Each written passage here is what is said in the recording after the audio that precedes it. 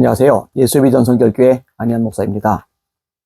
최일도 목사님이 다일 영성 공동체에서 수련회를 인도하고 계시죠. 이게 문제가 굉장히 많습니다. 아마 이미들 많이 접하셨으리라고 생각이 됩니다. 또 특별히 이성은 사모님의 참가, 소관문 꽤 많이 퍼졌기 때문에 많이 알고 있으리라 생각이 됩니다. 근데 아직도 모르고 미혹이 되는 사람들 많더라고요. 이게 단순히 조금 삐뚤어졌다, 잘못됐다, 왜곡됐다 차원이 아닙니다. 기독교가 아니에요. 말씀에서 완전히 벗어났습니다. 한번 들어보시기 바랍니다. 저녁 첫째 날부터 다일 공동체 홍보 영상으로 시작하여 22일 아침 화두는 나는 누구인가 였는데 참가자 한 사람 한 사람에게 질문했다. 별칭 제이에게 너는 누구인가 라고 물으니까 그분은 대답하기를 나는 하나님의 자녀라고 말했다. 맞죠? 하나님의 자녀죠. 영접하는 자, 그 이름을 믿는 자들에게는 하나님의 자녀가 되는 권세를 주셨으니. 예수님을 믿으면 하나님의 자녀가 되는 거잖아요. 그리고 다시 질문과 그 질문에 대한 답변이 이어졌다. 하나님이 어디에 있습니까? 내 안에 있습니다. 당신은 어디에 있습니까? 나는 하나님의 안에 있습니다. 너희가 내 안에, 내가 너희 안에. 이것도 맞죠? 그러자 최 목사는 흥분한 어조로 이것이 어디서부터 기독교가 교회를 통해서 성도들을 쇠뇌시켜서 나온 말이다 라고 강조하며 말했습니다. 그런데 이것은 최일도 목사의 한 번의 실수가 아니라는 사실입니다. 다음날 이것이 누구의 것입니까? 라고 S에게 질문하자 S도 역시 하나님의 것이다. 그렇죠? 다 하나님의 것이죠. 만물이 그에게서 나오고 그로 말미암고 그에게로 돌아가리라. 하나님의 것 아닌 것 있어요? 하나님의 거죠. 이 대답에 또다시 격앙된 어조로 이와 같은 생각은 교회가 성도들을 쇠뇌시킨 답이라는 것입니다. 맑은 물 붓기라는 화두에서는 인간의 내면에 있는 모든 화, 감정, 원한, 상처 등등으로 인한 마음의 쓴 뿌리들을 모두 내려놓는 것이 밖으로 쏟아놓는 것이라고 했습니다. 그러므로 자유할 수 있고 아름다운 세상을 본다는 것입니다. 밖으로 쏟아놓는 치유 방법을 성경적인 가르침에서가 아니라 무속신앙에서 끌어들여 마치 무당이 귀신을 불러들여 한풀이 하듯이 방망이 같은 것을 각자에게 주고 방망이 나눠준 거예요. 두드리면서 원한을 준 사람의 이름을 부르며 욕도 하고 소리도 지르며 울도록 유도까지 하는 무도로 이어져 갔습니다. 욕도 시키고. 근데 이거는요, 최일도 목사님만 하는 게 아니라요, 예전에 어떤 상담 배우러 간 사람들이 이렇게 지도를 받았더라고요. 인형 만들어 놓고 거기다 막 쌍욕을 하도록. 성경적인 가르침이 절대로 아니죠. 최일도 목사는 사람들의 감정을 부추기면서 마침내는 실신할 정도로 쓰러지고 눕게 만들고는 도우미들이 기도하게 했습니다. 이것은 분명 성령의 치유 사역이 아닌 것을 단적으로 보여주는 쪽으로 성경은 전혀 들고 가지 못하도록 유도할 뿐 아니라 인간의 죄의 짐에 대한 문제와 회개에 대해 전혀 말하지 않았고 예수님과 성령님의 인도하심을 가르치지도 않고 의지하지도 않았습니다. 단지 감정을 다스리고 버리는 데 초점을 두었습니다. 우리가 모이는 기도원 예배실을 우주선이라고 주장하며 회귀왕칙하죠. 우주선. 깨달음에 도달하기 위한 화두가 화가 날 일입니까? 였습니다. 인본주의입니다. 신크리티즘, 혼합주의입니다. 짬뽕 시켜놓은 거죠. 배교죠. 그래서 각자에게 과거 누구로부터 화가 났던 일을 생각하여 육하 원칙에 의해서 쓰라고 했습니다. 그리고 4개의 조를 짜서 2명의 도우미 지도하에 나뉘어 각자에게 묻습니다.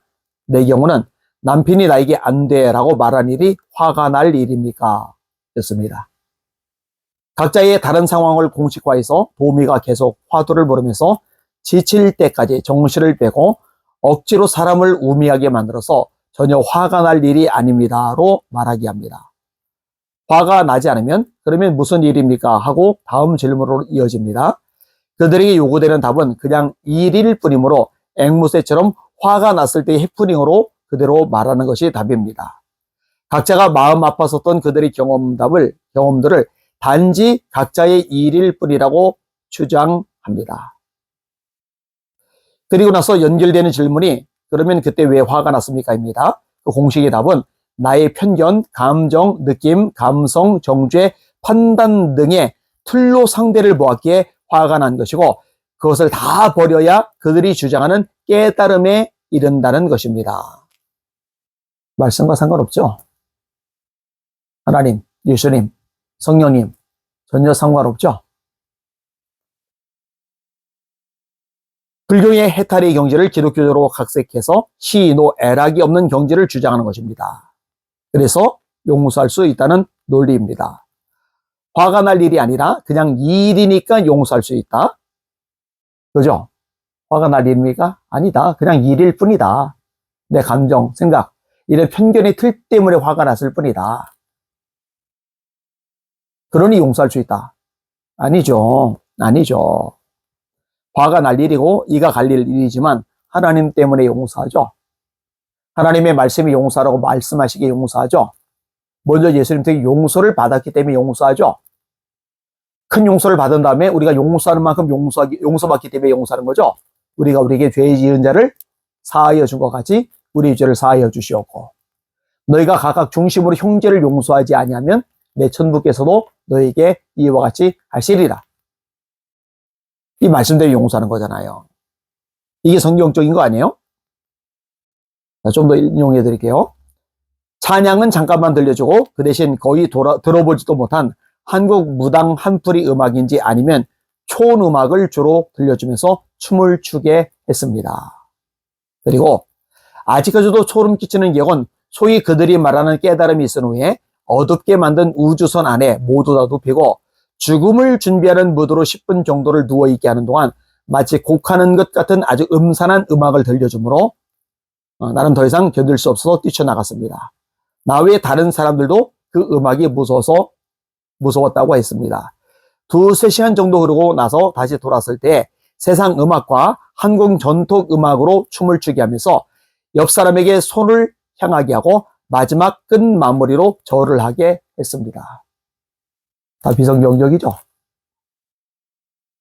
그런데 절을 하는 방법이 이마를 땅에 대고 양손을 바닥에 댄 후에 위를 향하여 손바닥을 뒤집도록 하게 했는데 끝나고 나서 제일하는 사람이 춤을 지도한 도우미에게 손바닥을 위로 향하여 뒤집고 절을 하게 하는 것은 불교에서 부처에게 절할 때 하는 방법이 아닙니까? 라고 물었습니다. 그러자 그 도우미는 우리는 하나님께 절하는 것입니다. 라고 말했습니다. 절을 할 때 손바닥을 위로 향하여 뒤집는 행위는 성경 말씀 안에서나 기독교 어떤 문화 속에서조차도 들어본 적이 없습니다. 여러분, 이 정도까지 보고 나서도 이상하다고 느끼지 못하면은 그 여러분도 이상한 거죠. 참가자들 중에는 오래 믿어왔던 사람도 있고 초신자들, 불신자들도 있었는데 이런 비신앙적인 수련회의 정체를 알려 더 이상 신앙이 미혹당하는 일이 없도록 널리 알려야 합니다. 네, 잘 알리셨다고 생각이 됩니다. 최일도 목사님 본인이 그러지 않았다면 그러지 않았다고 말씀을 하셔요. 김효서 사모님이 말씀을 하셔도 좋고요. 예전에 제가 문제에 대해서 목소리를 냈을 때 반응을 보이셨는데 이번에도 반응을 보이셔도 좋습니다. 그래서 제가 지금 인용한 내용들이 거짓이라면 제가 사과방송을 하도록 하겠습니다. 그리고 이게 다 사실이고 실제로 있었던 일이라면 이거는 배교입니다. 우상숭배입니다. 기독교가 아닙니다. 미혹당해서는 안 되리라고 생각을 합니다. 마지막 때 맞아요. 정말로 거짓된 것들이 너무나 많이 들어왔습니다. 말씀에만 서시기를 바랍니다. 날마다 주님 바라보고 주님의 이름으로 전진하며 승리합시다. 할렐루야.